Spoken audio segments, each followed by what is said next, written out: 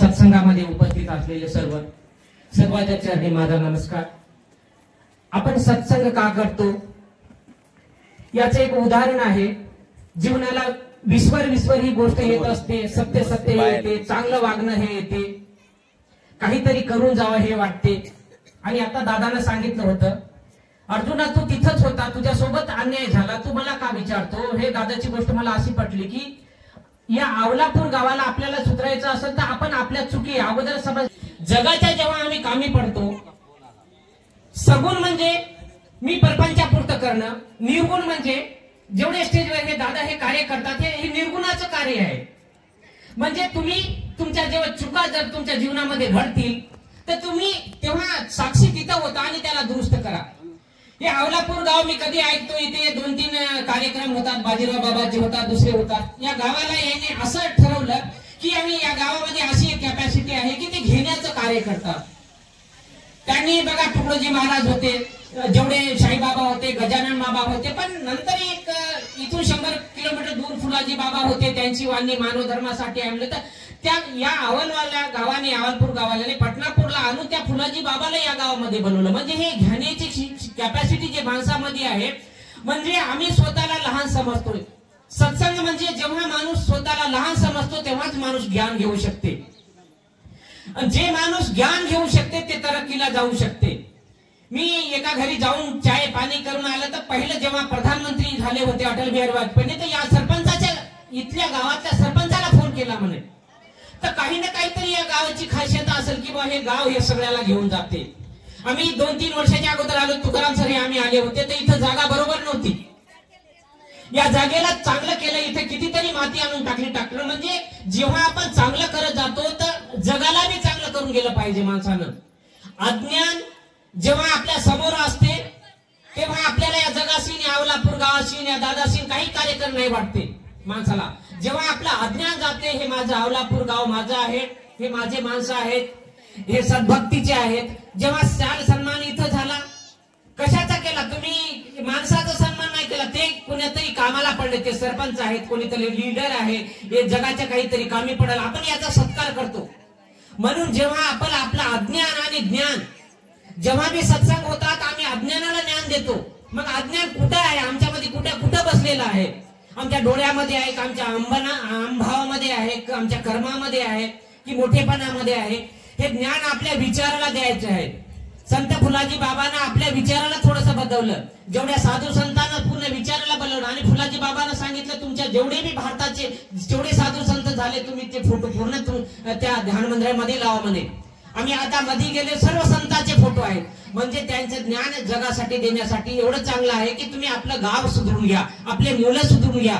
निर्मलच्या दादानं सांगितलं होतं की या भारताला बुडू देऊ नका, तुम्ही संस्कृती बुडू देऊ नका। त्यांचा कळवळा होता, आता अन्याय होत आहे म्हणे कुणावर, म्हणजे आपले जेव्हा समजत नाही तर हे गाव बी आपलं आहे म्हणून वाटत नाही।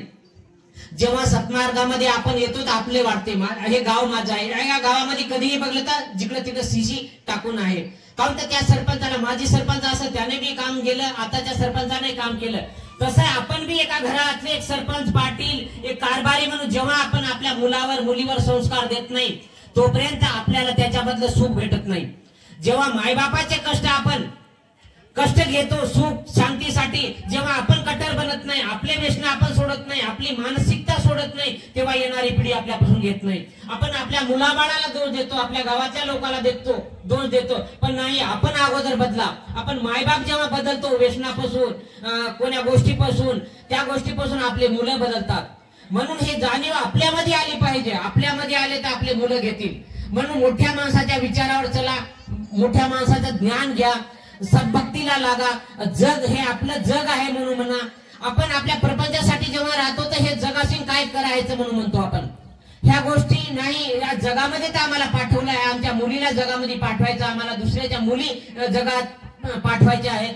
हे जेव्हा माणसाला कळते हे माझं भारत देश आहे वाटते, संतांची भूमी आहे वाटते, माझे कार्यकर्ते, माझे सरपंच, पाटील या देशासाठी जे काय करतात हे माझे वाटतात।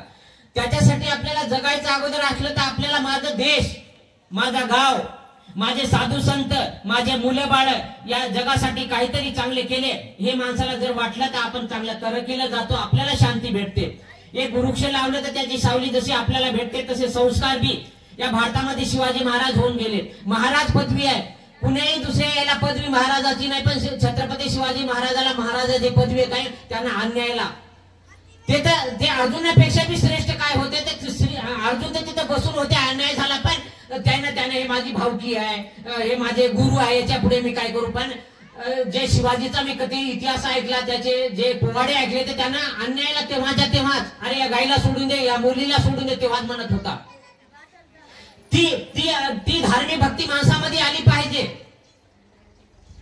मी तर मानेल शिवाजी महाराजाला की त्या अर्जुनापेक्षाही खूप चांगला होता. त्याने अन्याय होऊ दिला नाही, आपल्या तरवारीला तेव्हाच अन्यायाचा त्यांना मिटून टाकले अन्यायाला. म्हणून शिवाजी महाराजाला महाराज ही पदवी आहे, नाही तर कोणी दुसऱ्या याला विचारा तुम्ही, महाराजाची पदवी नाही, फक्त राजाची पदवी आहे. म्हणून आपल्या भारतामध्ये असे माणसं होऊन गेले, त्यांचे आणि कार्य असे दादा करत आहे. या भारताला याची जरूरत आहे.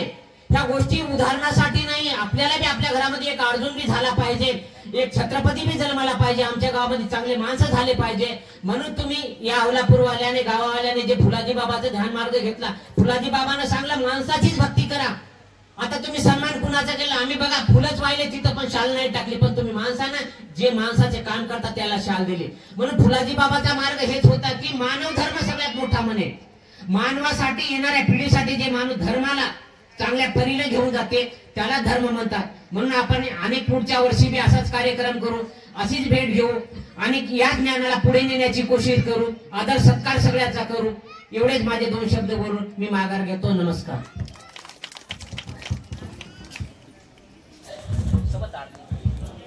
धन्यवाद. या सत्संगामध्ये उपस्थित असलेले सर्व